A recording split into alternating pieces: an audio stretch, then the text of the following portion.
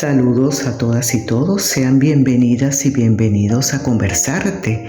Yo soy Jenny González y hoy quiero compartir contigo algo que tal vez puede estarte aquejando a ti o a alguna persona que tú conozcas.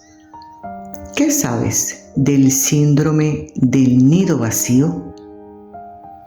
Si sientes una extrema nostalgia, depresión constante, desánimo, todo desde que tus hijos se fueron de casa, esa sensación de que hasta las cosas que te molestaba de ellos las extrañas, puedes estar experimentando el síndrome del nido vacío.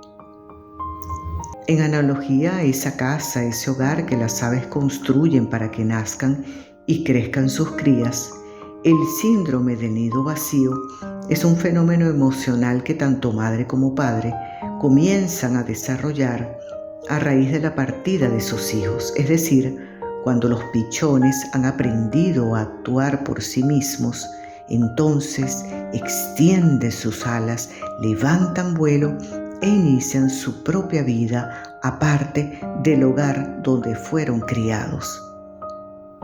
El periodo de independencia de hijos e hijas, como sabemos, va a depender de diversos factores, económicos, culturales, del entorno, pero en todo caso ese momento suele darse cuando ellas y ellos están en una edad que ha pasado la adolescencia. Y es interesante porque el cúmulo de emocionalidades que se desarrolla en padres y que lleva al síndrome del nido vacío es aún mayor cuando esa partida se realiza a una edad un poco más avanzada de los hijos. Tenemos que tener presente también situaciones de vida como las migraciones, en la que las hijas y los hijos no solo se van de la casa materna, sino del país, sin previsiones de retorno, por lo menos a corto plazo. Y en este sentido te invito a que pienses en algo que es bien pertinente, que son dos puntos de vista que tanto se apartan como se encuentran. En primer lugar tenemos la madre, quien socialmente ha sido educada para cuidar, para velar por los hijos, para guiarles, estar pendiente de ellas y de ellos en todos los momentos posibles de su vida, inculcarles valores éticos y morales. También ella está atenta en los procesos naturales de alimentación, de crecimiento, de pasaje, por ejemplo, de ser niño a ser adolescente y de allí a entrar en la adultez temprana. También se aboca la atención en la escuela, relaciones interpersonales, además, obviamente, de las labores inherentes a la casa como tal, la ropa, el aseo personal, etc. Entonces muchas mujeres se entregan de manera integral, incluso si trabajan en la calle, a ese cuidado pleno de los hijos, olvidándose en diversas ocasiones que son madres, sí, pero antes son personas y más aún que son mujeres. De manera que cuando los hijos y las hijas se van de la casa para estudiar en otra ciudad, otro país, trabajar, porque se casaron, porque tomaron esa decisión simplemente, ellas se sienten vacías, sienten que ellas ya no son útiles, que su vida no tiene mayor interés porque ya no tienen a quién atender. Incluso si tienen marido no importa, porque ese es otro tipo de relación. Y es allí cuando comienza ese proceso de depresión, angustia, autoestima baja, autorreclamo por cualquier cosa, tristeza constante, una nostalgia que va increciendo cada día y por consecuencia otras manifestaciones o señales afloran, como por ejemplo la falta de sueño, esos repetidos episodios de insomnio. En fin, esa mujer se ve ahogada por un sentimiento de soledad muy grande. Porque ese nido, al ella salir, por ejemplo, para pasear, simplemente ir a comprar pan, y cuando ella regresa, ese nido está vacío. Ya no está esa persona que necesita, entre comillas, de su ayuda, de su vigilancia, y eso la hace sentir mal, trayendo consigo una situación interesante como es el luto. que obviamente no es un luto semejante al experimentado por la ausencia eterna, es decir, por un fallecimiento, porque sus hijas y sus hijos están vivos. Pero sí hay un luto, un dolor que se manifiesta en esos síntomas que hemos dicho antes, a los que debemos agregar un impulso que la madre en ocasiones lleva a cabo, que es el visitar constantemente a los hijos en su nueva casa. Claro está, si viven cerca, lo que trae consigo algo no muy positivo, porque se enfrenta a una suerte de rechazo al constatar que la otra persona, es decir, el hijo o la hija, puede vivir sin sus cuidados tranquilamente y que además quiere su independencia de alguna forma.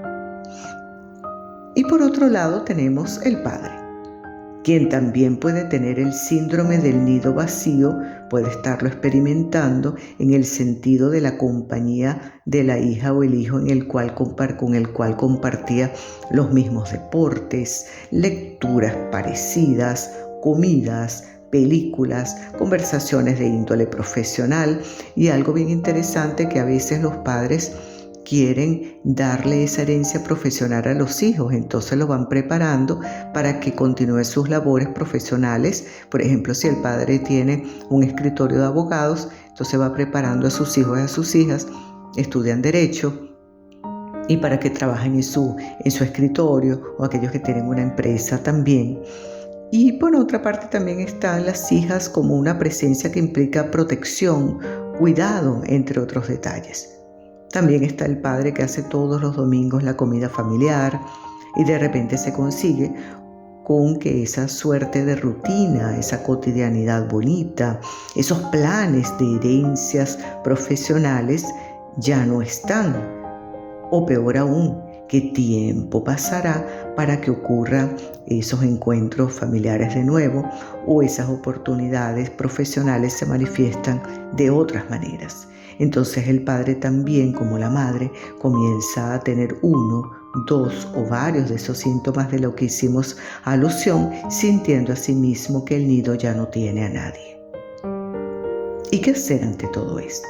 ¿Cómo podemos actuar para lidiar, para afrontar los síntomas del síndrome del nido vacío? Como en tantas otras ocasiones que involucran pensamientos constantes, son recomendadas las actividades físicas.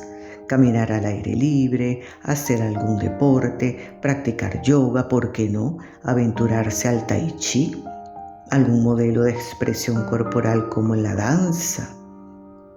Porque lo que sucede es que cuando nos mantenemos activas, la mente se mantiene ocupada y así dejamos de pensar en situaciones repetitivas que no nos llevan a nada más que angustiarnos.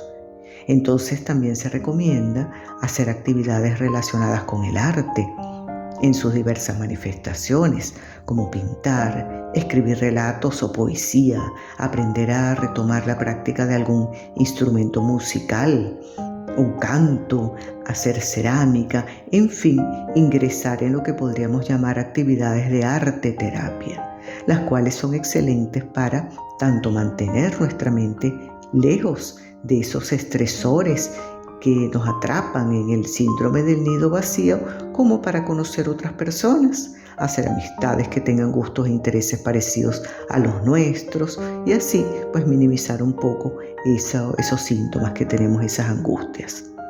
También se recomienda retomar actividades que habíamos dejado de lado para cuidar a nuestras hijas y nuestros hijos cuando vivían con nosotros. Por ejemplo, estudios que habíamos dejado de un lado, ciertos oficios, hobbies.